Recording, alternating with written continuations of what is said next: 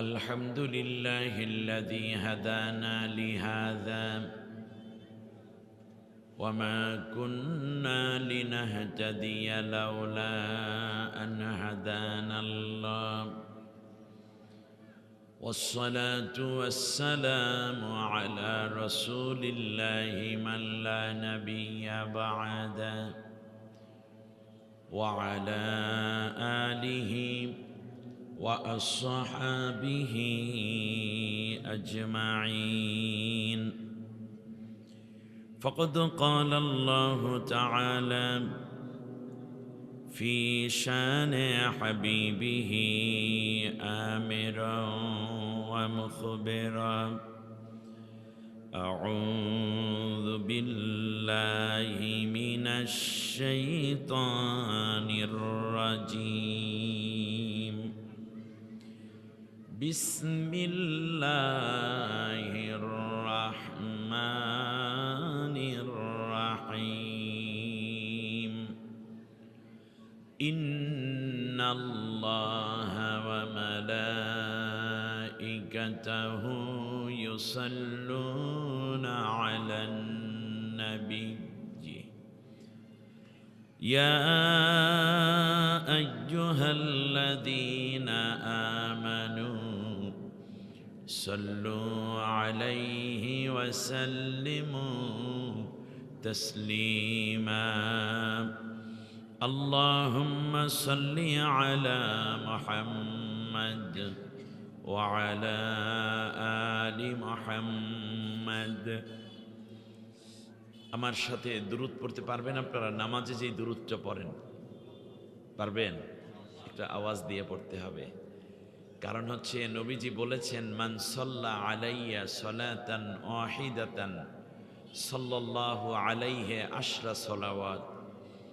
আমার উপর আমার কোন উম্মত যদি একবার দুরূদ পড়ে, আল্লাহ তাআলা তার উপরে 10 বার রহমত নাজিল করেন। তার আমল নামা থেকে 10টা গুনাহ কেটে দেয়া হয়, 10টা গুনার জায়গায় 10টা নেকি দিয়ে ভরপুর করে দেয়া হয়। সুবহানাল্লাহ। নবীজি আরেকটা কথা বলেছেন, এই হাদিসটা আপনার লোভ সামলাতে পারবেন না। আল্লাহ নবী বলেছেন, ইন্না আওলান নাসি বি ইয়াউমাল কিয়ামাতে আকসারুহুম আলাইয়া সালাওয়াত। দুনিয়ায় যেই উম্মত আমার উপর বেশি বেশি দুরূদ পড়বে, ওই উম্মত আমার খুব বেশি কাছে থাকবে। সুবহানাল্লাহ। কিয়ামতের দিন নবীর থেকে দূরে থাকবেন নাকি কাছে থাকতে মন চায়? তা নবীর কাছে বেশি কাছে তারা থাকবে যারা দুনিয়ায় বেশি বেশি দুরূদ পড়ে। সুবহানাল্লাহ। নবীর দুরূদ পড়লে আল্লাহর রহমত বেশি বেশি ওই বান্দার উপরে আসে। পরকালে নবীর খুব বেশি কাছে থাকবে। আপনাদের কি মন চায় নবীর খুব বেশি কাছে থাকতে কিয়ামতের দিন? যদি মন চায় তাহলে কি আমল করবেন বলেন তো দেখি? বেশি বেশি দুরূদ পড়ব। এখন আমরা দুরূদ পড়ছি, পড়েন আমার সাথে সবাই। আল্লাহুম্মা সাল্লি আলা মুহাম্মাদ ওয়া আলা আলি মুহাম্মাদ কামা সাল্লাইতা আলা ইব্রাহিম ওয়া আলা আলি ইব্রাহিম ইন্নাকা হামিদুম মাজিদ। اللهم بارك على محمد وعلى آل محمد كما باركت على إبراهيم وعلى آل إبراهيم إنك حميد مجيد. بلغ العلا بكماله كشف الدجى بجماله حسنت جميع خصاله.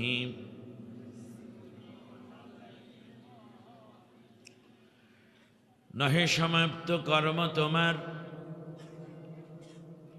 নহে সমাপ্ত কর্ম তোমার, অবসর কথা বিশ্রামের উজ্জ্বল হয়ে ফোটেনি গো আজিও সুবিমল জ্যোতি ইসলামের বালাগাল উলা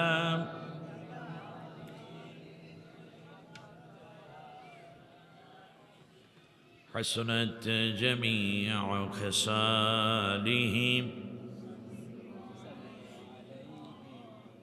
محبت ذکر کرن لا الہ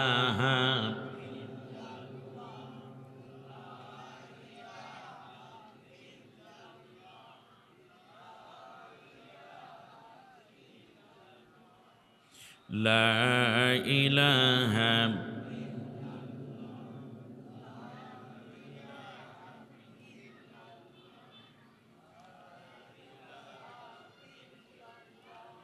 যখন তুমি ছোট্ট ছিলে দাঁত ছিল না মুখে তরল খাবার দিলেন আল্লাহ মা জননীর বুকে তোমার মা জননীর বুকে সেই আল্লাহ রে ভুইল না রে ওই আল্লাহ রে ভুইল না রে জীবন যাকার থাক সেই আল্লাহর হুকুম পালনে থাকিও সজাগ আল্লাহ রে ডাক রে বান্দা আল্লাহ রে ডাক লা ইলাহা মোহাব্বতে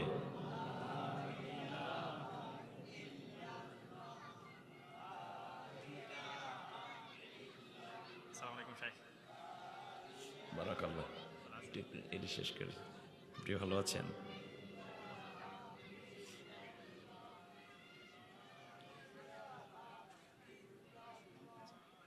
হায়াতের মালিক যেই আল্লাহ মৌতের মালিক সেই আল্লাহ লা ইলাহা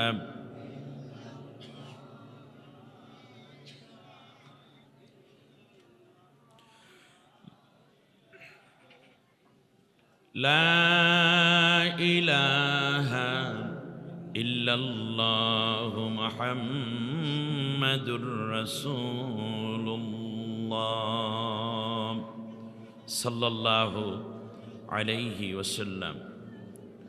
বাংলাদেশের অনিন্দ সৌন্দর্যমণ্ডিত এই জনপদ কক্সেস বাজারের চকরিয়ায় দিরাক ইসলামী সমাজ কল্যাণ পরিষদের উদ্যোগে আয়োজিত 15তম তাফসীরুল কোরআন মাহফিল দিগর পানখালী ওলিশা বাজার সংলগ্ন ময়দানে এই মাহফিলের বাদ এশা পৌষের এই শীতের মধ্যেই আয়োজিত বরকতময় তাফসীরুল কোরআন মাহফিল। এই অধিবেশনের সম্মানিত সভাপতিত্ব করছেন জনাব মাওলানা আব্দুল মান্নান সাহেব। আরও সভাপতিত্ব করছেন জনাব হাফেজ মাওলানা রুহুল আমিন সাহেব। দুইজন আছেন নাকি?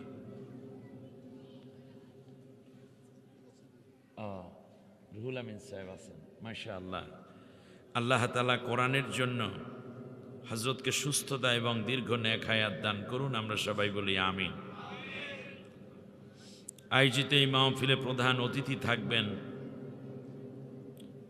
জামিয়া আশরাফিয়া দরিয়া দৌলত ব্রাহ্মণবাড়িয়া ঢাকার মহতামিম মুফতি সাজিদুল হক খায়েরি।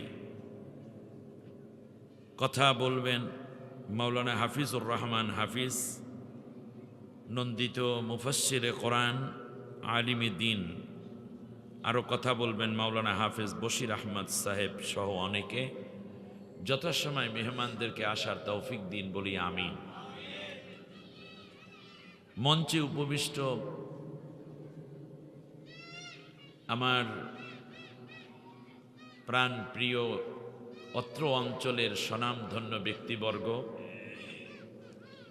বিশেষ করে আমার অত্যন্ত আদরের মেজবাহুল করিম সহ কলিজার টুকরা যুবক ভাইয়েরা, পর্দার অন্তরালে সম্মানিতা মা বোন, অন্য ধর্মাবলম্বীদেরকে আন্তরিক মোবারকবাদ জানিয়ে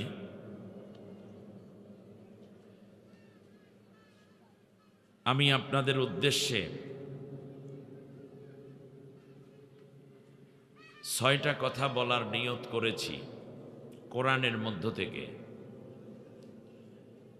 এই 6টি কথার মধ্যে আমার আলোচনা ইনশাআল্লাহ আমি শুরু এবং শেষ রাখার চেষ্টা করব। বলেন ইনশা বিমাশিয়াতিল্লাহ ওয়া বিফাদলিল্লাহ। এই পৃথিবীতে আল্লাহ রব্বুল আলামিন খুব কম কথার মধ্যে কোরআন নাজিল করে বলছেন, ওমা ফাররাতনা ফিল কিতাবি মিন শাইইন। আমি আল্লাহ এই কোরআনের মধ্যে কিছু বাদ রাখি নাই। সুবহানাল্লাহ বলেন। আবার তিনি বলেছেন, দুনিয়ার মানুষেরা শোনো, ওয়ালাউ আন্না কুল লাউ কানাল বাহরু মিদাদান লিকালিমাতি রাব্বি লানাফিদাল বাহরু ক্বাবলা আন তানফাদা কালিমাতু রাব্বি ওয়ালাউ জিইনা বিমিথলিহি মাদাদা। আল্লাহ তাআলা বলছেন, যদি সমস্ত পানিগুলো কালি হয় আর গাছপালা তরুলতা সব যদি লেখনী হয় আর পৃথিবীর সব মানুষ যদি আমার কোরআনের ব্যাখ্যা লেখা শুরু করে, তাহলে এই পৃথিবীতে যত পানি আছে এই কালি শেষ হয়ে যাবে। লতা পাতা গাছপালা তরু সব লিখতে লিখতে ক্ষয় হয়ে যাবে, কিন্তু আমার কোরআনের ব্যাখ্যা লেখা শেষ হবে না। সুবহানাল্লাহ বলেন। একদিকে বিশাল বড়ত্ব, আর একদিকে আল্লাহ রব্বুল আলামিন রেখেছেন এই চমৎকার সংক্ষিপ্ততা। এই দুই দোলাচলে মিলে আল্লাহর কোরআন ব্যাখ্যা করতে গেলে অনেক হয়, কিন্তু নসিহার জন্য অল্প কিছু কথা হলেই যথেষ্ট। কারণ হযরতে ওমর রাদিয়াল্লাহু তাআলা আনহু গোটা কোরআন শুনে ঈমান আনেন নাই, বরং সূরা তোয়াহার প্রথম 5টা আয়াত শুনে ঈমান এনে দুনিয়ার শ্রেষ্ঠতম ঈমানদারদের একজন, ঠিক না? আবার অর্ধেকটা পৃথিবী শাসন করেছেন ইনসাফের সাথে, শ্রেষ্ঠতম শাসক হয়েছেন। এমনকি মৃত্যু হওয়ার আগেই আল্লাহ রব্বুল আলামিনের হাবিব মুহাম্মদ সাল্লাল্লাহু আলাইহি ওয়াসাল্লাম তাকে জান্নাতি মানুষ হিসাবে সার্টিফিকেট দান করেছেন। তাহলে আপনি অনেকগুলো কথা শোনার দরকার নাই, অনেক ব্যাখ্যা করা যায় কিন্তু শোনার অত দরকার হয় না সকলের। কিন্তু বেসিক কিছু কথা আছে যা শুনলে জান্নাতে যাওয়ার জন্য যথেষ্ট হয়ে যায়, ঠিক না? আমি কোরআনের একটি আয়াত আপনাদের উদ্দেশ্যে তিলাওয়াত করব, সূরা নহল থেকে, যেখানে আল্লাহ রব্বুল আলামিন 6টা কাজের কথা বলেছেন, তার মধ্যে 3টা করতে বলেছেন আর 3টা করতে নিষেধ করেছেন। সুবহানাল্লাহ বলেন, কি বলছি কথাটা? 3টা কথা, 3টা কাজ করতে বলেছেন আর 3টি কাজ করতে নিষেধ করেছেন।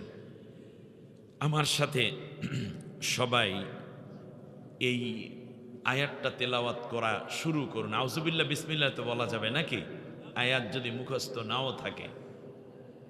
আল্লাহ রব্বুল আলামিন ঘোষণা করছেন, যদি তোমরা এই 3টা কাজ করো আর 3টা কাজ ছেড়ে দাও, তাহলে আমি আল্লাহ তোমাকে একটা ওয়াদা দিচ্ছি, আমি আল্লাহ তাআলা তোমাকে আমার নেককার বান্দা বানাই দেব। আপনারা কি বদগার থাকতে চান না নেককার থাকতে চান? নেককার থাকতে চান। সুতরাং এই নেককার হওয়ার তামান্না নিয়ে আল্লাহ তাআলা যেন আমাদের আজকের মাহফিল শুরু এবং শেষ করার তৌফিক দান করেন। আমার সাথে পড়েন, আউযু বিল্লাহি মিনাশ শাইতানির রাজিম, বিসমিল্লাহির রহমানির রহিম। বিতাড়িত অভিশপ্ত শয়তানের ওয়াসওয়াসা থেকে আল্লাহর আশ্রয় চাই। পরম করুণাময় অসীম দয়ালু আল্লাহর নামে শুরু করছি। ইন্নাল্লাহা ইয়া'মুরু বিল আদলি ওয়াল ইহসান ওয়া ইতা'i যিল কুরবা ওয়া ইয়ানহা আনিল ফাহশাই ওয়াল মুনকারি ওয়াল বাগি ইয়া'iযুকুম লা'আল্লাকুম তাযাক্কারুন।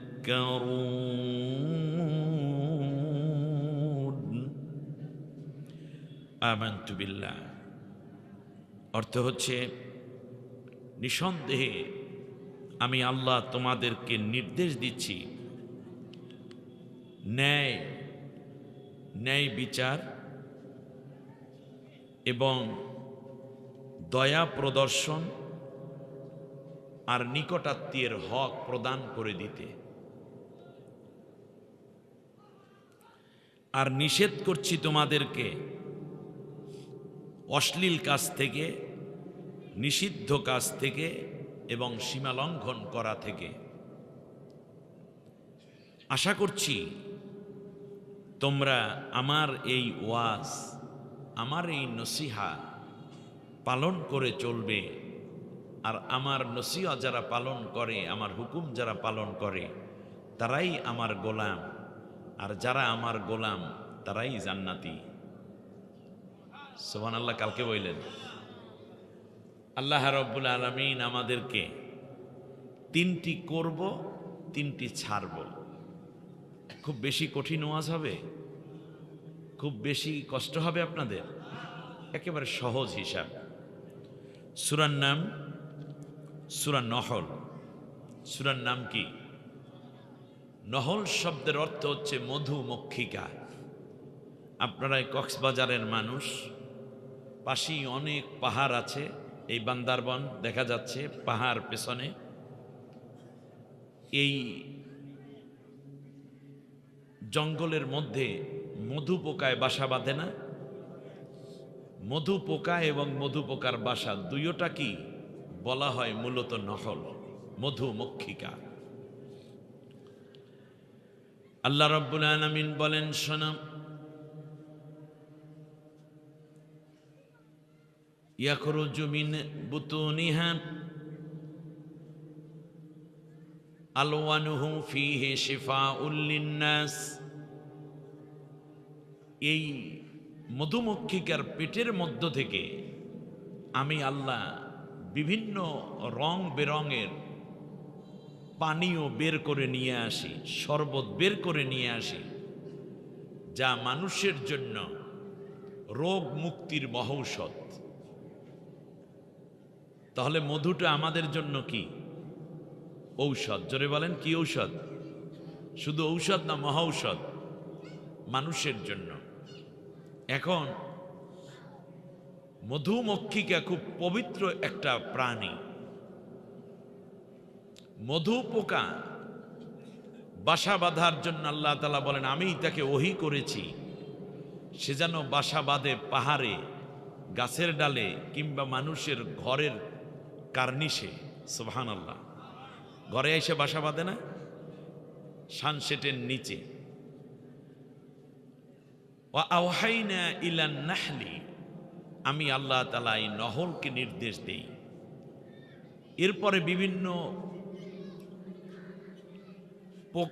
ফুল থেকে তারা রসটা পুরোপুরি খেয়ে ফেলে। খাওয়ার পরে তার পেটের মধ্যে যায়। সেই পেটে যাওয়ার পরে একটা পেটের যেই নির্যাস আছে, পাকস্থলীর ভেতরের থেকে একটা উপাদান বের হয়ে এটাকে আমি গাঢ় করে ফেলি।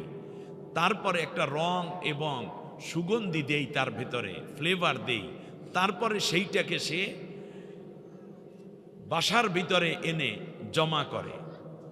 জমা করার পরপরই মধু হয় না, বরং তারা আমি আল্লাহর জিকিরে মশগুল থাকে। এজন্য মধু পোকা দেখবেন বাসায় চুপচাপ থাকে না, মনে হয় নড়তেছে নড়তেছে, দূর থেকে দেখছেন ঢেউ খেলে। তারা আল্লাহর জিকির করে, যতক্ষণ না মধু তৈরি হয় ততক্ষণ তারা আল্লাহর জিকিরে মশগুল থাকে। এক। দ্বিতীয় যেই কাজটি হচ্ছে, কোনো মধু পোকা যদি কোনো নাপাকির মধ্যে পড়ে, গোবরের মধ্যে বা কোনো প্রাণীর পেশাবের মধ্যে বা পায়খানার মধ্যে, যেটা নাপাক, এরকম যদি পড়ে, তাহলে সে যখন বাসায় যাবে 3 স্তর সিকিউরিটির ব্যবস্থা আছে। যদি সে নাপাক হয়, সাথে সাথে তার ঘাড়টা দেহ থেকে ছিঁড়ে ফেলে। তার কারণ কোনো নাপাকি পোকা মধু বাসার ভিতরে, সে মধু পোকা হলেও বাসায় গিয়ে সে মধু রেখে আসার কোনো সুযোগ নাই। তার কারণ মধু পোকার কথা আল্লাহ কোরআনে বলে মূলত তাদেরকে মহিয়ান করেছেন। আল্লাহ রব্বুল আলামিন বলেন, আমি আল্লাহ ওদের উপর ওহী নাজিল করি, মানে ইলহাম করি, যে তোমরা এইভাবে মধু সংগ্রহ করো, এই বাসায় যাও।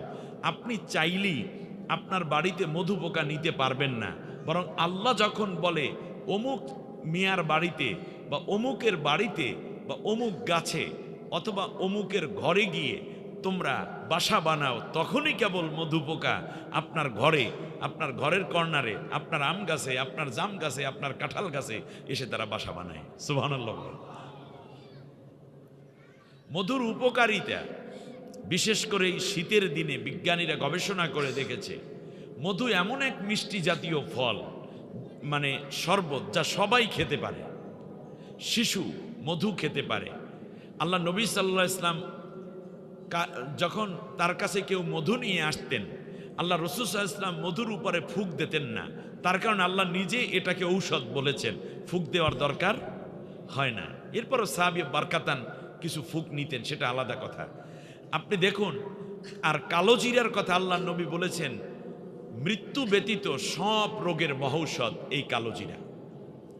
আপনি আপনার সন্তানকে, আপনার মাকে, আপনার বাবাকে এবং আপনিও 4টা খাবার দিতে পারেন। 1 নম্বর হচ্ছে খেজুর। গরম দুধের ভিতরে আল্লাহ নবী 3টা 5টা এরকম বেজোর সংখ্যা খেজুর দিতেন। এটা সিদ্ধ হতো ওই গরম দুধের মধ্যে। এর মধ্যে মধু দিতেন, এর মধ্যে কালো জিরা দিতেন। আল্লাহ নবী এটা পান করতেন। আল্লাহ রাসূল সাল্লাল্লাহু আলাইহি ওয়াসাল্লাম বলেছেন, মৃত্যু ব্যতীত সব রোগের ঔষধ হইল কালো জিরা। আমি কক্সবাজার অনুযায়ী কথা বলি, কক্সবাজারের ভাইরা পান বেশি খায়, ঠিক না? আচ্ছা, আপনারা পান খাইতে নিষেধ করব না, কিন্তু জর্দাটা খাইয়েন না। সুপারি, জর্দা, চুন এগুলো ক্ষতিকারক, পানটা ভালো। পানের সাথে আপনারা একটু মধু নেন, মনে থাকবে। পানের সাথে কি নিবেন? মধু, তার উপরে দিবেন কালো জিরা, তারপর চাবাইয়ে খাবেন, চিবিয়ে খাবেন। আপনার বুকটা ক্লিয়ার থাকবে, কাশি ক্লিয়ার, ঠান্ডি কাশি দূর, শরীরের মধ্যে একটা ভিন্ন গরম অনুভব হবে। শীতের দিনে ঠান্ডি কাশি লাগবে না। বাচ্চাদেরকে খাওয়াইয়া দিবেন। কি খাওয়াবেন? মধু, কালো জিরা, এটা খাইয়ে দেন, গরম দুধের সাথে মিক্স করে খাওয়াই দেন। দেখবেন ইনশাআল্লাহ ওদের ঠান্ডি কাশি থাকবে না এই শীতে। আল্লাহ তাআলা মধুর এই বিশাল উপকারিতা যেন আমরা নিতে পারি। একটা হাদিসে আসছে, রাসূল সাল্লাল্লাহু আলাইহি ওয়াসাল্লামের কাছে এক সাহাবী এসে বলছে, ইয়া রাসূলুল্লাহ, আমার ভাই পাতলা পায়খানা রোগে আক্রান্ত। পাতলা পায়খানা হয় না, ডায়রিয়া, এটাই। আল্লাহ নবী বললেন তাকে মধু খাইয়ে দাও। মধু খাওয়ানোর পর ডেইলি যাইতো আগে 10 বার, এখন যায় 15 বার। দৌড়ে আসছে এই লোকটা, ইয়া রাসূলুল্লাহ, ওর অবস্থা তো আরো খারাপ। আল্লাহ নবী বললেন আরো মধু খাওয়াও। ওরা খাওয়াইছে আবার মধু। নবী বলছে রাসূল আগের চেয়ে আরো বেড়েছে, এখন 30-40 বার যাওয়া শুরু হয়েছে। বলছে ক্লান্তি নাই তো? না, ক্লান্ত নাই, সে ক্লান্তি আসে নাই তার। আল্লাহ নবী বললেন আবার গিয়ে খাওয়াও মধু। মধু তৃতীয়বারে যখন মধু খাওয়ানো শুরু করলো, সাথে সাথে সে এখন বাথরুমে যাওয়া কমে গেছে, সে সুস্থ হলো। আল্লাহ নবী সাল্লাল্লাহু আলাইহি ওয়াসাল্লাম বলেছেন ওর পেটের ভিতরে যে পয়জন ছিল, পুরো পয়জন এই মধুর বরকতে বের হয়ে গেছে। কারণ মধু পেটের ভিতরে সবচেয়ে বড় অ্যান্টিবায়োটিকের কাজ করে। আপনি ঠোঁট ফেটে গেছে, একটু মধু লাগিয়ে দেন। ত্বকে বাইরের কোনো কসমেটিক্স না দিয়ে রাতের বেলায় একটু করে মধু যদি মেয়েরা লাগিয়ে রাখেন, সকালবেলা দেখবেন ত্বকটা উজ্জ্বল হয়েছে, ঝকঝকা ফকফকা হয়ে গেছে এবং টান ছেড়ে গেছে, মানে ফাটা যে কালো দাগটা এগুলো উঠে যায়। মধু হচ্ছে এক মহৌষধ, যে কোনো রোগে আপনি খেতে পারেন, গর্ভবতী মা থেকে নিয়ে যুবক ছেলে নবদম্পতি থেকে শিশু পর্যন্ত বৃদ্ধ পর্যন্ত সকলের জন্য মধু দরকার, ঠিক না? কিন্তু ভেজাল্লা মধু না, এইটাকে বুঝালেন। সেই মধুর কথা যখন আমরা বলতেছিলাম, এই সূরাটির মধ্যে রুকু আছে 16টি, আয়াত আছে 126টি। আমি আপনাদের উদ্দেশ্যে একটি আয়াত তেলাওয়াত করেছি, এই আয়াত নাম্বার হচ্ছে 90। মক্কায় অবতীর্ণ এই সূরা। তাহলে আমি একটু কথা জিজ্ঞেস করি আপনাদের কাছে, সূরার নাম কি বলেছি বলেন তো দেখি? সূরার নাম কি? সূরা নহল। নহল শব্দের অর্থ কি? মধু পোকা, মধু মক্ষিকা, অথবা মধু বাসাও বলা হয় এটাকে। 2, এই সূরাটি অবতীর্ণ হয়েছে মদিনায় না মক্কায়? মক্কায়। মক্কায় অবতীর্ণ এই সূরা। আমি কত নম্বর আয়াত তেলাওয়াত করেছি বলেন তো দেখি? 90 নম্বর আয়াত। এর মধ্যে 3টা আদেশ আছে, 3টা নিষেধ আছে। বলেন তো দেখি, আদেশ আছে কয়টা? 3টা। নিষেধ আছে কয়টা? 3টা। এটা কি শুধু কক্সবাজারের লোকদের জন্য নাকি সারা দুনিয়ার মানুষের জন্য? এটা কি শুধু পুরুষদের জন্য না নারীদের জন্য? নারীদের জন্য। এটা কি শুধুমাত্র এই প্রজাদের জন্য না যারা শাসক তাদের জন্য? তাদের জন্য। সুতরাং যারা মানুষ তাদের জন্যই আজকের এই ওয়াজ। আপনি হিন্দু হন, বৌদ্ধ হন, খ্রিস্টিয়ান হন, আপনি অন্য যে কোনো ধর্মাবলম্বী হন, আপনি যদি মানুষ হন তাহলে আপনার জন্য 3টি বর্জনীয়, 3টি করণীয় কাজ। বিষয়টা এরকম হয়েছে, ওমর বিন আব্দুল আজিজ রাহিমাহুল্লাহ থেকে নিয়ে খুতবায় ইমাম সাহেবানরা যেন এই আয়াতটা পড়েন, সেই জন্য খুতবায় এটাকে সংযোজন দেয়া হয়। ওমর রাদিয়াল্লাহু তাআলা আনহু একটি চমৎকার উক্তি বলেছেন। তিনি বলেছেন, যখন এক মোমেন আর এক মোমেনের সাথে দেখা হবে তখন তোমরা একে অন্যকে এই আয়াতটা পড়ে শোনাইয়া দিও। একজন মানুষ জান্নাতি হওয়ার জন্য এই আয়াতটি যথেষ্ট। সূরা নহলের 90 নম্বর আয়াত যথেষ্ট। যদি কোনো ব্যক্তি জান্নাতে যেতে চান তাহলে এই আয়াত যেন সে তামিল করে, আমল করে। সুবহানাল্লাহ, এত গুরুত্বপূর্ণ কথা। আসুন আমরা জানি, আল্লাহ নির্দেশ দিচ্ছেন, ইন্নাল্লাহা ইয়া'মুরু বিল আদলি ওয়াল ইহসান ওয়া ইতাই যিল কুরবা। 1 নম্বরে আল্লাহ তাআলা বললেন, আমি আল্লাহ তোমাদেরকে নির্দেশ দিচ্ছি ন্যায় বিচার করবে। কি বিচার বলেন দেখি? বিল আদল, ন্যায় বিচার করবে। আমাদের সমাজে কি ন্যায় বিচার আছে? এবারে আসুন, ন্যায় বিচার কি জিনিস এইটা আগে বোঝা দরকার। ন্যায় বিচারের ফজিলত যদি বলা হয়,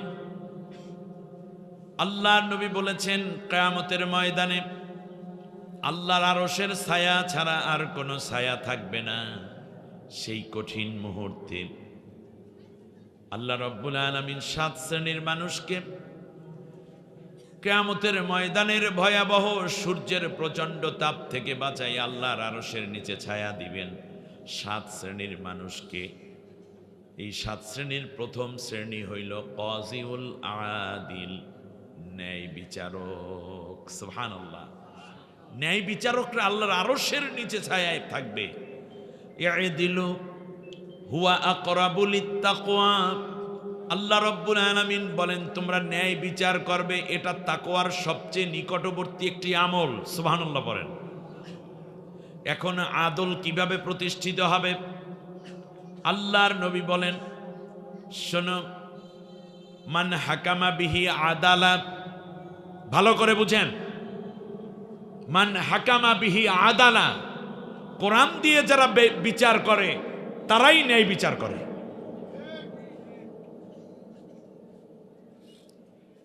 কারণ আল্লাহ তাআলা কোরআনের মধ্যে বলেছেন, ওয়াতাম্মাত কালিমাতু রাব্বিকা সিদকান ওয়া আদলা, সত্যবাদিতা এবং ন্যায় বিচার দিয়ে আমি আল্লাহ তাআলা এই কোরআনকে পরিপূর্ণ করে দিয়েছি। সুবহানাল্লাহ বলেন। এটার মধ্যে রয়েছে সাউন্ডলেস করে দেন, ডিস্টার্ব। কোরআনকে আমি সত্যায়ন এবং ন্যায় বিচার দিয়ে ভরে রেখেছি। এজন্য নবীজি বলেছেন, মান ক্বালা বিহি সাদাকা, যে কোরআন দিয়ে বলে সে সত্য বলে, ওমান হাকামা বিহি আদালা, কোরআন দিয়ে যে বিচার করে সে ন্যায় বিচার করে, ওমান আমেলা বিহি উজেরা, কোরআন দিয়ে যে আমল করবে তার জন্য আল্লাহর কাছে আছে পুরস্কার। তাহলে আপনি যদি ন্যায় বিচার করতে চান, তাহলে ন্যায় বিচারের উৎস কি? জোরে বলেন। কোরআন। কোরআনের বাইরে মানব রচিত যে কোনো বিধান দিয়ে যদি কেউ বিচার করে, সেটা ন্যায় বিচার হতে পারে না, সেটা বিচারই না, বরং ওই বিচারককে কিয়ামতের দিন আল্লাহর কাঠগড়ায় দাঁড়াতে হবে। আল্লাহ রাব্বুল আলামিন বলেন, শোনো, ومن لم يحكم بما أنزل الله فأولئك هم الكافرون فأولئك هم الظالمون فأولئك هم الفاسقون। যেহেতু আল্লাহর কোরআনের বাইরে যে কোনো পদ্ধতিতে বিচার করলে ন্যায় বিচার হয় না, তার ন্যায় বিচার যেহেতু হয় না, বিচারক তুমি কি রায় দিচ্ছ? এই জন্য কোরআনের বাইরে অন্য কোনো নিয়ম নীতি দিয়ে যারা বিচার করে, আল্লাহ তাদেরকে বলেছেন কাফের, তাদেরকে বলেছেন ফাসিক, তাদেরকে বলেছেন জালেম। নাউজুবিল্লাহ পড়েন। শুধু তাই না, যারা আল্লাহ তাআলার কোরআন দিয়ে বিচার হোক এইটা যারা সন্তুষ্ট চিত্তে চায় না, আল্লাহর কোরআনের বিচার যারা সন্তুষ্ট চিত্তে মেনে নিতে চায় না, এই প্রজারা আমরা যারা আছি, বিচারক তো বিচার করার কারণে, কোরআনের বাইরে বিচার করার কারণে সে কাফের হচ্ছে, কখনো ফাসেক হচ্ছে, কখনো জালেম হচ্ছে। কিন্তু আমরা যদি একটি রাষ্ট্রের মধ্যে আল্লাহর কোরআন দিয়ে বিচার প্রতিষ্ঠিত হোক এটা যদি না চাই, তাহলে আল্লাহ রাব্বুল আলামিন বলছেন ও ঈমানদার না, ও ঈমানদার হিসাবে আমি আল্লাহর কাছে গৃহীত হতে পারবে না। সূরার নাম সূরা নিসা, আয়াত নম্বর 65। আমার বানানো কোনো কথা আমি বলি না, আপনারা জানেন। প্রত্যেকটা কথার পেছনে দলিল রাখার চেষ্টা করি ইনশাআল্লাহ। আল্লাহ রাব্বুল আলামিন বলেন, শোনো, ফালা রাব্বিকা লা ইউমিনুনা হাত্তা ইউহাক্কিমুকা ফীমা শাজারা বাইনাহুম সুম্মা লা ইয়াজিদু ফী আনফুসিহিম হারাজাম মিম্মা কাদাইতা ওয়া ইউসাল্লিমু তাসলিমা। কার কথা? আল্লাহ নিজে বলছেন, আমি আল্লাহ ও নবী, আমি আমার নিজের কসম খেয়ে বলছি, তোমার রবের কসম। বলুন তো দেখি কে কার কসম খাচ্ছে? আল্লাহর কসম। আল্লাহ নিজে খেয়ে বলছেন, যারা আমার কোরআনের বিচার এবং তুমি যেইভাবে বিচার আমার কোরআন অনুযায়ী করে দাও, এইটা যারা সন্তুষ্ট চিত্তে মেনে নিতে না পারবে তারা কোনোদিন মোমেন হয় নাই। সন্তুষ্ট চিত্তে বিচার ব্যবস্থাকে যদি তারা না সাজাতে চায়, তাহলে আমি কসম খেয়ে বললাম ওরা মোমেন না। ওইদিকে বিচারককে বলছেন কাফের, বিচারককে বলছেন ফাসেক, বিচারককে বলছেন জালেম। আর এই ধরনের একটি রাষ্ট্র যারা কায়েম করবে যে যেখানে আল্লাহর বিধান দিয়ে বিচার হবে না, আল্লাহ বলছেন, তাহলে ওই যে আমি আল্লাহর কোরআনের ন্যায় বিচারের পক্ষে যারা থাকবে না, কারণ কোরআনের বিচার হচ্ছে ন্যায় বিচার। একটু আগে বললাম না, আল্লাহ নবী বলছেন কোরআন দিয়ে বিচার করলে সে ন্যায় বিচার করলো, আর আল্লাহ বলছেন ন্যায় বিচার দিয়ে আমি কোরআনকে ভরপুর করে দিয়েছি, ঠিক না? যদি এই কোরআন অনুযায়ী বিচার হোক দেশে, এইটা যারা চায় না, আল্লাহ তাআলা বলছেন ওরা মোমেন না, ওরা মোমেন না। আমি কসম খাইয়া বললাম ওরা মোমেন না। আপনারা কি কোরআন দিয়ে দেশে বিচার হোক চান? আগামীতে সুযোগ আসতেছে, সেই সুযোগ কাজে লাগিয়ে একটা বারের জন্য ন্যায় বিচার প্রতিষ্ঠার জন্য আল্লাহর কোরআনকে সামনে রাখতে হবে। আজ প্রচন্ড মনে পড়ছে আমাদের শহীদ ওসমান হাদির কথা। তিনি তার স্লোগান ছিল একটি ইনসাফ ভিত্তিক সমাজ, ন্যায় বিচার প্রতিষ্ঠার সমাজ, ঠিক কিনা বলেন?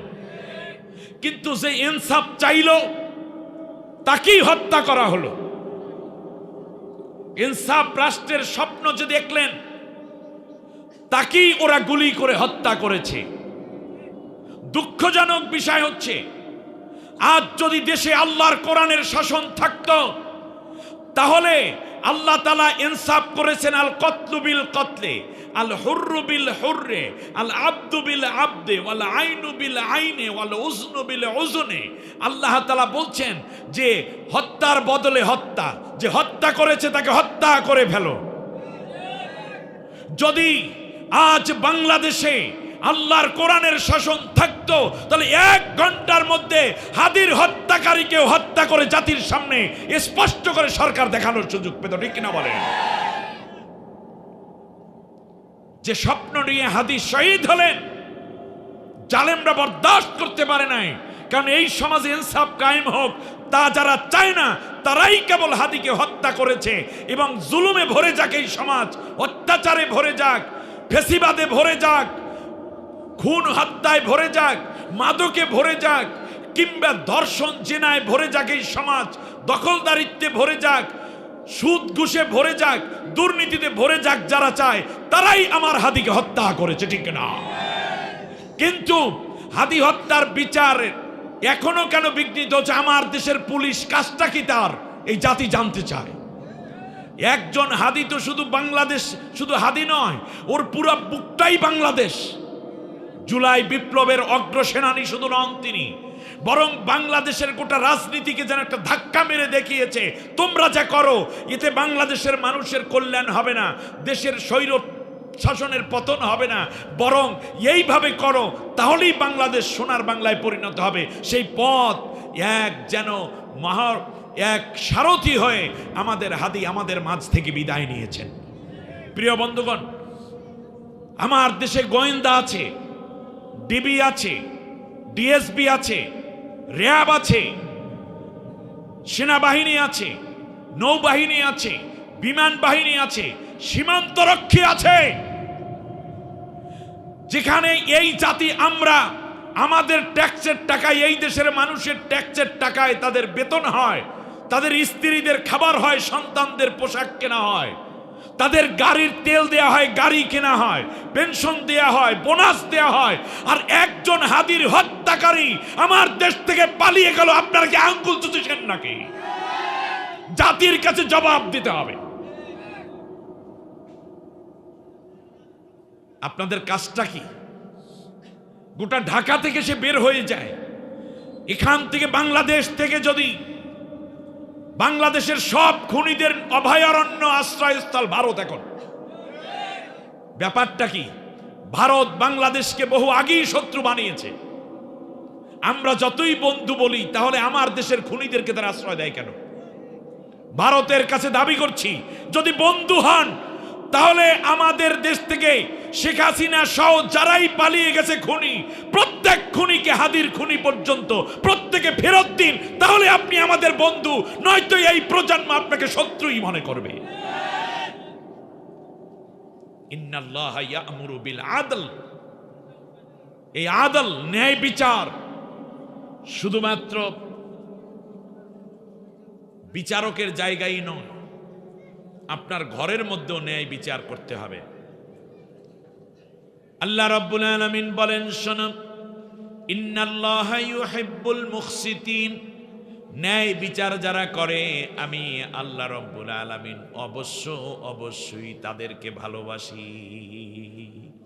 আপনার বউয়ের সাথে আপনি ন্যায় বিচার করবেন। আপনি রাত 2টার সময় যান, 2টার সময় যাওয়ার পর এখন বলতেছেন, অথচ তার কোলে একটা শিশু বাচ্চা আছে। আপনি যেহেতু স্বামী, আপনি গিয়ে বললেন এখন ভাত গরম করো, পাতলা ডাল কেন, আমি ঠান্ডা খাবো, এত কথা কেন, চুপ করে খেয়ে যান।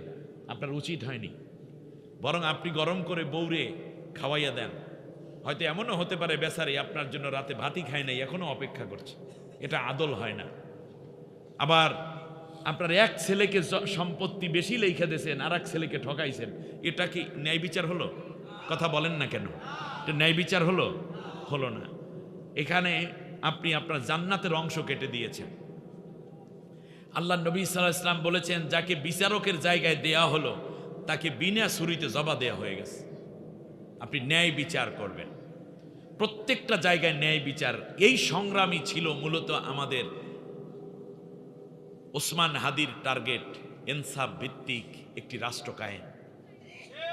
আগামীর বাংলাদেশ ইনসাফ ভিত্তিক হবে, কিন্তু যদি মানব রচিত কালমার্স, লেনিন, মাও সেতুং, ডারউইন, ফ্রয়েড, হেগেলদের আইনি থেকে যায়, ব্রিটিশ, ভারত, আমেরিকার আইনি যদি থেকে যায়, তাহলে কোনোদিন ন্যায় বিচার প্রতিষ্ঠা সম্ভব হবে না। ন্যায় বিচার প্রতিষ্ঠা হবে কোরআনের হুকুমত কায়েমের মাধ্যমে। কারণ আপনি দেখুন, একটা লোক জেনা করেছে, আপনি তারা 6 মাস জেল দিলেন। এক পাত্রে জেনা রাখেন দাড়ি পাল্লায়, আর একটায় 6 মাস জেল দেন, এটা কোনোদিন সমান হবে? হবে না। আর সবচেয়ে বেশি ন্যায় বিচার করতে পারেন যিনি, তার নাম কি? আল্লাহ। আল্লাহর চেয়ে ন্যায় বিচারক কেউ বেশি হবে? আল্লাহ তাআলা বলছেন, ওয়ালা ইউজলিমুনা ফাতিলা, আমি বিচার করতে গিয়ে এক চুল পরিমাণ, সরষা দানা পরিমাণও আমি অবিচার করি না। সুবহানাল্লাহ বলেন। তা আল্লাহ হলেন ন্যায় বিচারক। তাহলে এখন আপনি একজন মানুষকে যদি ফাঁসিও দেন, তাও যদি আল্লাহর কোরআনের আইনে না দেন, তাহলে ওই যে ফাঁসি দিয়েছে ওরও বিচার হবে। তুমি কার বান্দারে মারলা? যদি আল্লাহর আইন দিয়ে বিচারটা হয়ে যাইতো, তাহলে বিচারকের কোনো দায় থাকে না। এমন কি যাকে মারা হলো, বিচার করা হলো, পরকালে তার কোনো জবাবদিহিতা থাকে না, তার কারণ আল্লাহর আইনেই তো বিচার হয়ে গেছে। তো দুনিয়ায় যারা আল্লাহর আইন যেই রাষ্ট্রে আছে, ওই রাষ্ট্রের বহু মানুষ পরকালে এমনি জান্নাতি হয়ে যাবে, তার কারণ সে অন্যায় করলে বিচার হইতো কার আইনে?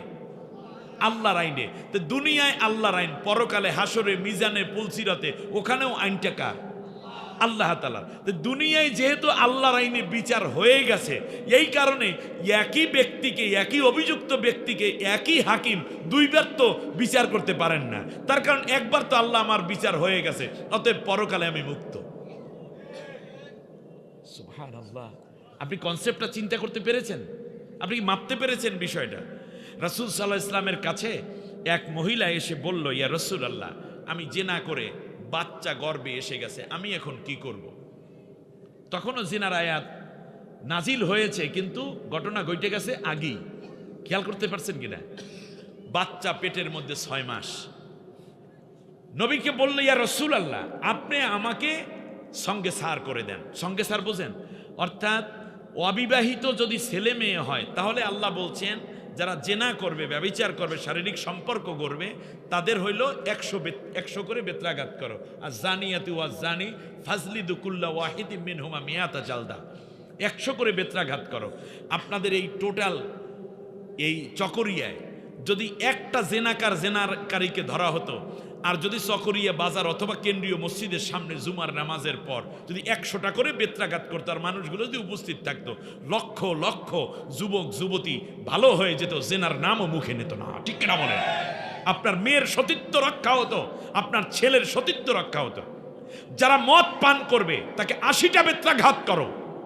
ওরে যদি 80টা বেত্রাঘাত করতে এক মাদক সেবীরে দেখতেন ফেন্সিডিলের বোতল ফালাইয়া দৌড়াইতে বলা পায় যে জীবনে আর কিছু খাইয়েন না, খাই মদ খাবো না। আর যদি বিবাহিত কোনো পুরুষ জেনা করে, নারী জেনা করে, তাহলে কোমর পর্যন্ত গাঢ় 4-5 থেকে পাথর মেরে তার মগজ উড়াই দাও। এটা হচ্ছে তার শাস্তি। এই বিচার আমার না আল্লাহর।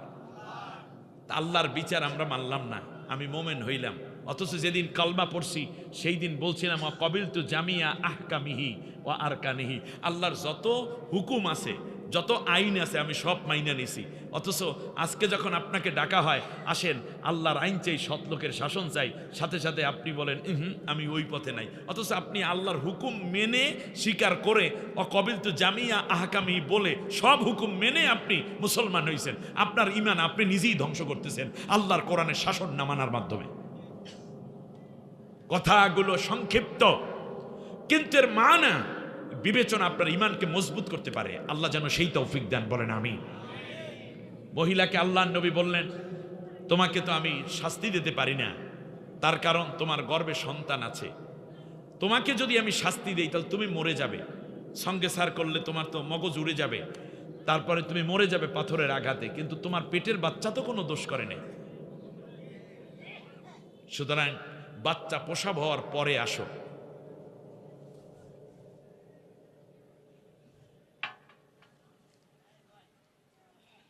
মহিলা বাচ্চা প্রসব করলো। 6 দিনের মাথায় হাদিসে এসেছে 6 দিন পরে মহিলা কিছুটা সুস্থ হয়ে আল্লাহর নবীর কাছে শিশু বাচ্চা সহ হাজির। ইয়া রাসূলুল্লাহ, এই আমার সন্তান, ছেলে সন্তান হয়েছে, এ জারস, আমাকে সঙ্গে সার করে দেন। আল্লাহর নবী বললেন, তোমাকে আমি মারতে পারি না, আল্লাহর আইন আছে ঠিকই, কিন্তু তোমাকে সঙ্গে সার করতে পারবো না। বলে কেন ইয়া রাসূলুল্লাহ? আল্লাহর নবী বললেন, তোমার বুকের মধ্যে এই শিশুর খাবার আল্লাহ রব্বুল আলামিন জমা করে রেখেছেন। আমি যদি তোমাকে মেরে ফেলি, কিয়ামতের দিন এই শিশু আল্লাহর কাছে অভিযোগ করে বলবে, আল্লাহ রব্বুল আলামিন তোমার রসুল আমার মায়ের মাইরা ফেলাইছে, যার কারণে আমি আমার মায়ের বুকের দুধ খাওয়া থেকে বঞ্চিত হয়েছি।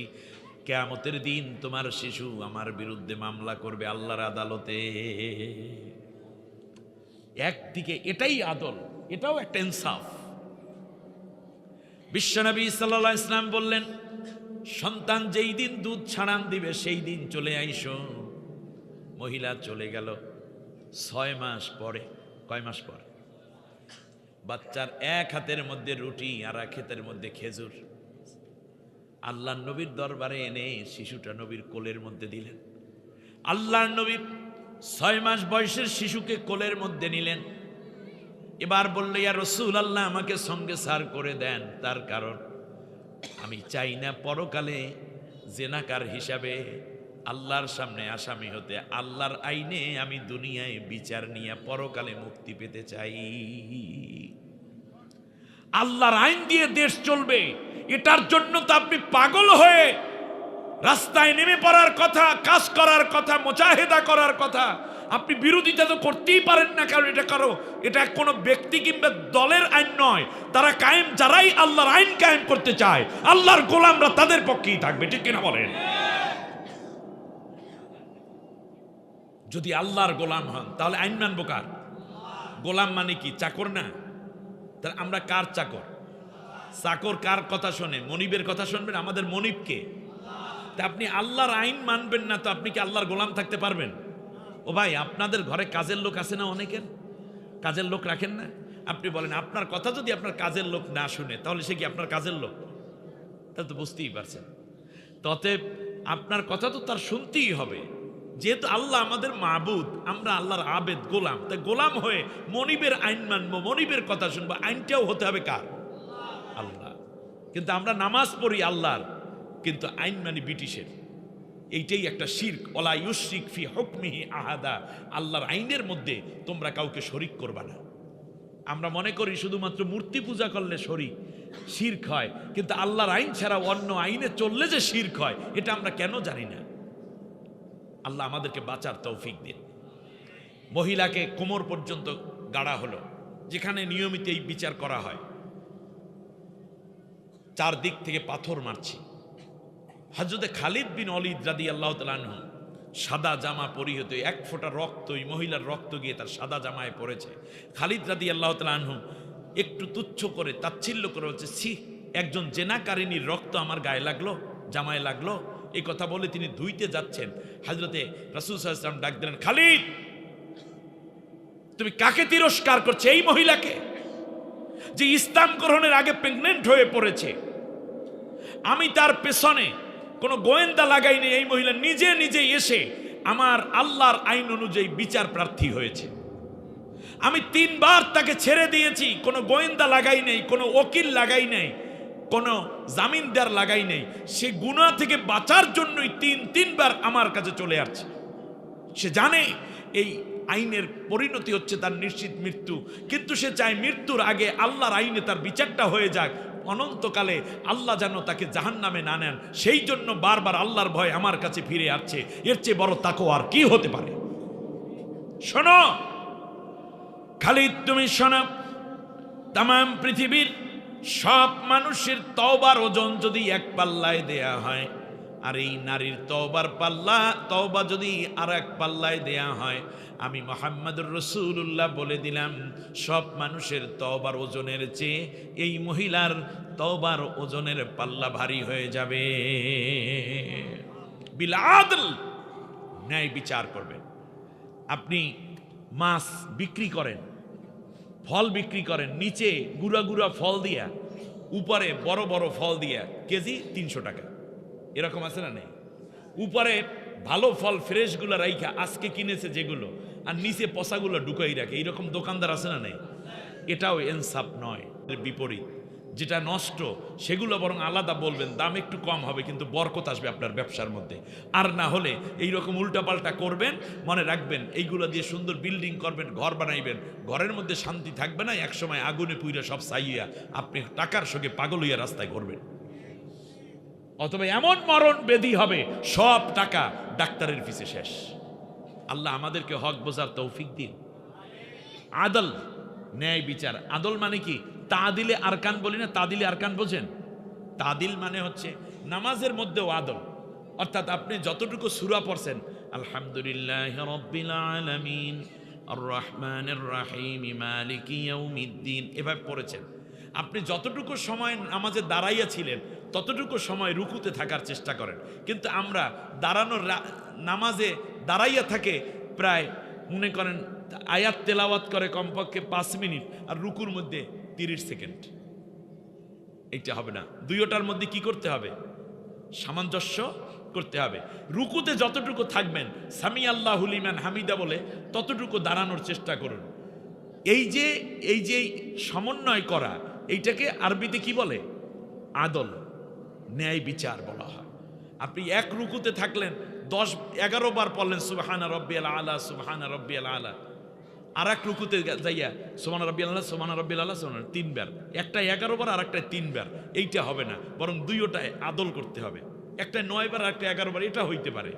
আবার 2 সেজদার মাঝখানেও ঠিক এক সেজদায় গিয়ে যতটুকু সময় ছিলেন অতটুকু সময় বসবেন, এইটা হলো আদল। এখান দোয়া পড়বেন, আল্লাহুম্মা গফিরলি ওয়ারহামনি ওয়ারজুকনি ওয়াহদিনি ওয়াসবিরনি ওয়াআফিনি, এইগুলা দোয়াগুলো আপনারা পড়বেন। আল্লাহর নবী পড়তেন রুকু থেকে দাঁড়াইয়া সামি আল্লাহু লিমান হামিদা রব্বানা লাকাল হামদ হামদান কাসীরান তাইয়্যিবান মুবারাকান ফীহি ইয়া রব্বি লাকাল হামদু কামা ইয়ামবাগি লিজালালি ওয়াজহিকা ওয়া আযীমি সুলতানিক। অর্থাৎ রুকুতে সুবহানা রাব্বিয়াল আলা 7 বার পড়েছেন, দাঁড়ানোটায় আবার এই দোয়াটা। তাই রুকুর টাইম এবং দাঁড়ানোর টাইম সামি আল্লাহু লিমান হামিদার পরে এই যে সমান করলেন, এইটাকে বলা হয় আদল। এটা কি বলা হয়? আদল। ইন্নাল্লাহা ইয়া'মুরু বিল আদলে ওয়াল ইহসান, এবং দয়া করবা। সুবহানাল্লাহ। কি করতে হবে বলেন? দয়া করতে হবে। আমরা কি ইহসান করতে পারবো না? মা বাবার ক্ষেত্রে আল্লাহ বলছেন অবিল ওয়ালিদাইনে ইহসানা, মা বাবার সাথে ইহসান করো। ইহসান মানে হচ্ছে টাকার বিনিময়ে যেই খেদমত দেয়া হয় এটাকে ইহসান বলা হয় না, এটাকে আপনি বলতে পারেন আমল উজরত। এটা কি বলা হয়? আমল এবং উজরত। কিন্তু ইহসান হলো কেবল আল্লাহর সন্তুষ্টির জন্য কাজ করবেন, কিছু চাইবেন না, সেইটাকে বলে ইহসান। সুবহানাল্লাহ।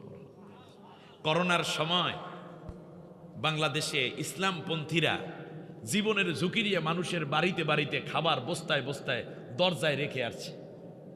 কিছু টাকা পয়সা চাইছিল তারা, এটা কি করেছে? তারা ইহসান করেছে। বন্যার সময় বাংলাদেশের ইসলামপন্থী ইসলামী দলগুলো এবং বিভিন্ন ইসলামী সংগঠন আস-সুন্নাহ ফাউন্ডেশন সহ মানুষের দ্বারে দ্বারে খাবার পৌঁছে দিয়েছে, কিচ্ছু চায় নাই। এটাকে আরবিতে কি বলে? ইহসান। এই ইহসান যারা করবে তারাই নেতা হওয়ার যোগ্য। ইহসান যারা করে না তারা হইল বখিল।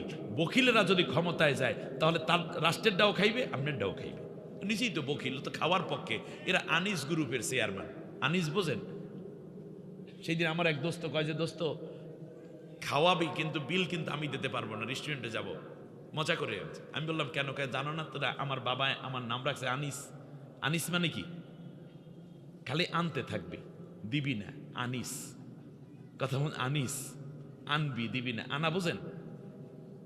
বলে না একটু গ্লাসটা নিয়ে আসো, এটা বলে না, এটা আনিস, নিয়ে আসা, এটা আনিস। এহসান, রাস্তাঘাটে চলতে ফিরতে আমরা এহসান করব। কেউ যদি জাগতিক কোনো কারণে অন্যায় করে তাই ক্ষমা করার চেষ্টা করব, কিন্তু শরিয়ার কোনো বিষয় যদি লঙ্ঘন করে সেই ব্যাপারে ক্ষমা করার অধিকার বিশ্বের কারো নাই, একমাত্র আল্লাহ ছাড়া। কেউ যদি কাউকে হত্যা করে তাকে ক্ষমা করে দেয়া প্রেসিডেন্টের বাবারও সাধ্য নয়। সুতরাং মাফ করতে পারবে তার পরিবার। আজকে জানা যায় আমার প্রিয় বন্ধু ডক্টর আবু বকর সাহেব, আমাদের ওসমান হাদির বড় ভাই, আমার খুব ঘনিষ্ঠ বন্ধু মানুষ তিনি, ওই পরিবারটার সাথে আমার সম্পর্ক। আবু বকর ভাই বলেছেন আমার ভাইয়ের রক্তের ঋণ আমরা কোনোদিন মাফ করব না। এটাকে আরবিতে বলে দিয়াত, রক্তপাত। সরকারের উচিত খুনিকে ধরে এনে দ্রুত, যত দ্রুত সম্ভব তাকে সর্বোচ্চ শাস্তি ব্যবস্থা করা। আর আমাদের হাদিও বলে গেছে আমাকে কেউ যদি হত্যা করে তাহলে আমি বেশি কিছু বলবো না, কেবল তাকে আপনারা পূর্ণ একটি শাস্তি দিবেন, সেটাই আমার চাওয়া, আর কিছু না। সুতরাং এহসেনু, আল্লাহ তাআলা বলছেন তোমরা মানুষের প্রতি দয়া করবে। শুধু মানুষের প্রতি নয়, অন্য প্রাণীর প্রতিও দয়া করা আল্লাহ তাআলা খুব পছন্দ করেন। সুবহানাল্লাহ, সুবহানাল্লাহ বলেন। তাহলে আমরা ইহসান করব। ইহসান মানে কি? আপনি মনে কোনো ব্যক্তি বাজারে যাচ্ছে, তার হাতে অনেক বেশি বোঝা, আপনি একটা ছোট্ট বোঝা লইলেন যে চাচা চলেন আমি আগাইয়া দিই, বা বাজার থেকে আসতেছে, এই যে আপনি একটু ছোট্ট একটা বোঝা নিজে লইলেন, এইটাকে বলে ইহসান। এটাকে কি বলে বলেন? ইহসান। এখন আল্লাহ নবী বলছেন যদি তুমি পৃথিবীর কারো একটা ছোট্ট বোঝা হালকা করে দাও, আল্লাহ তাআলা কিয়ামতের দিন তোমার একটা বড় গুনার বোঝা হালকা করে দিবেন। সুবহানাল্লাহ। তুমি যদি কারো একটা ছোট্ট দোষ ঢেকে রাখো, কিয়ামতের দিন আল্লাহ তোমার বড় একটা গুনার দোষ ঢেকে রাখবেন। তুমি যদি কারো একটা ছোট্ট আশা পূর্ণ করো, নেক আশা, আল্লাহ তোমার বড় একটা আশা পুরো করে দিবেন।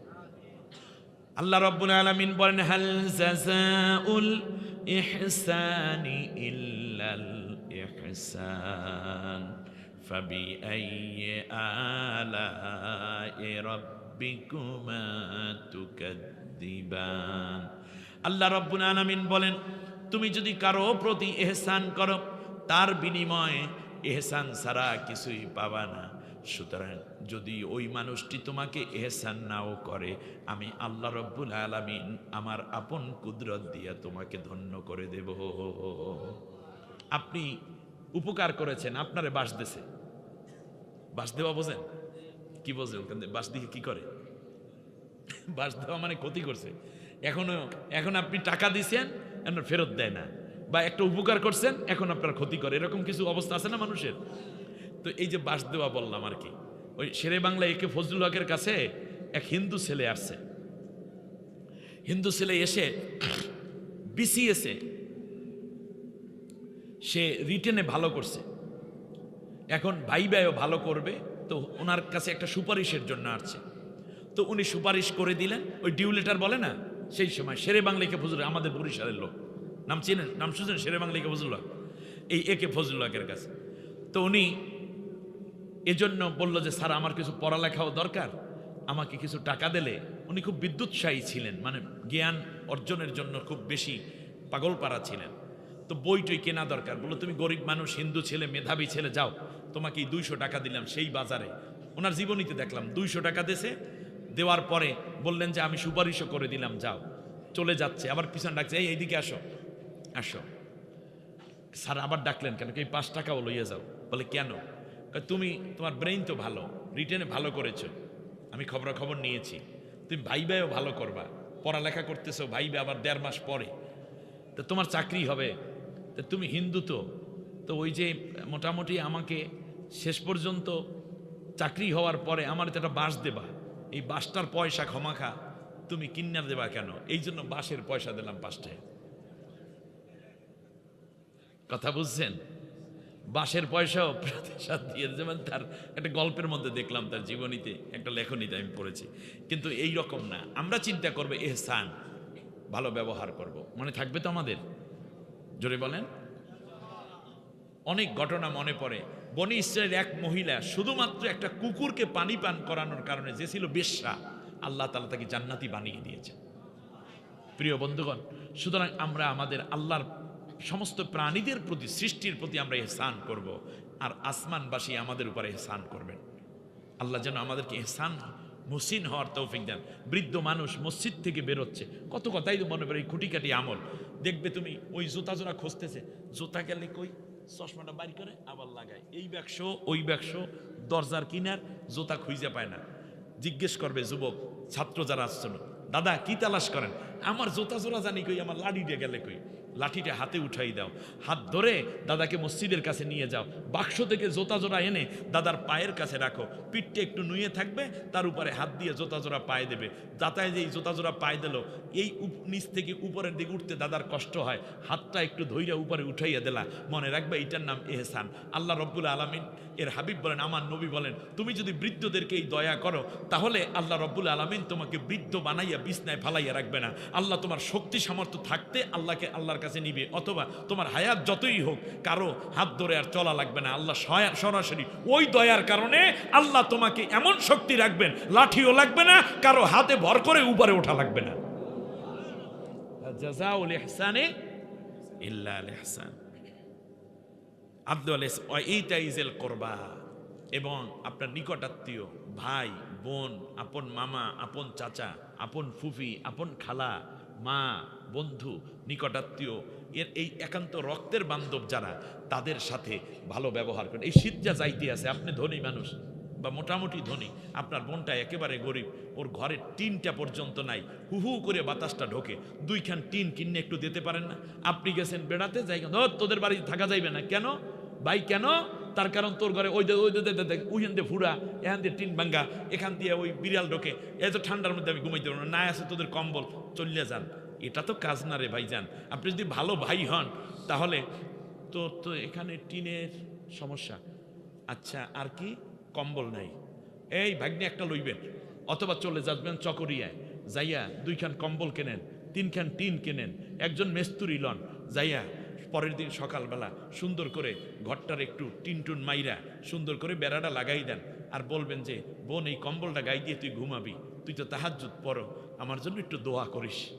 ভাইয়ের কম্বলটা পাইয়া বুইনে সুমা খাইবে আর কইবে, আরে আল্লাহ গো, তুমি আমার এমন একটা ভাই দেছো, বাপটা নাই, কিন্তু আমার ভাইটি আমার কত কিছু বোঝে, এত দেয়, এরপর ঘরের টিন নেই তাও দেখছে, কম্বল নাই সেটাও দিয়ে গেল, একটু চাদর গায়ের মধ্যে দিয়া একটু জড়াইয়া দেন, ওহ তোরে খুব সুন্দর লাগতেছে রে। কেন এরকম হইতে পারে না? এরকম হইতে পারে না? এইটার নাম ইহসান। মনে থাকবে আমাদের প্রত্যেকটা জায়গায় আমরা ইতাইজেল করবা, নিকট আত্মীয়দের খবরাখবর নেব ইনশাআল্লাহ। ওয়ানহানিল ফাহশা, তিনটা কাজ আমরা করব, বলেন তো দেখি কি কি? এক নম্বরে ন্যায় বিচার। ন্যায় বিচার প্রতিষ্ঠা হবে কি দিয়ে? কোরআনের আইন ছাড়া ন্যায় বিচার সম্ভব। অতএব আগামীর পার্লামেন্ট আল্লাহর কোরআনের পার্লামেন্ট বানাইয়া এই ন্যায় বিচার এবং বৈষম্যহীন একটি সমাজ আমরা কায়েম করব। কে কে রাজি? দুইটা হাত উঁচু করে আল্লাহকে দেখা। আল্লাহ তুমি কবুল করো। সবাই বলেন আমিন। আমাদের নবী ছিলেন ন্যায় বিচারের উজ্জ্বল দৃষ্টান্ত। যাই হোক, আমরা আজকে আর কথা বললাম না, ইহসান করব, আমরা মানুষের প্রতি দয়া করব যত সম্ভব। আল্লাহর কোরআন নবীর সুন্নাহ বিরোধী না হলে বাকিগুলো আমরা মাফ করার চেষ্টা করব।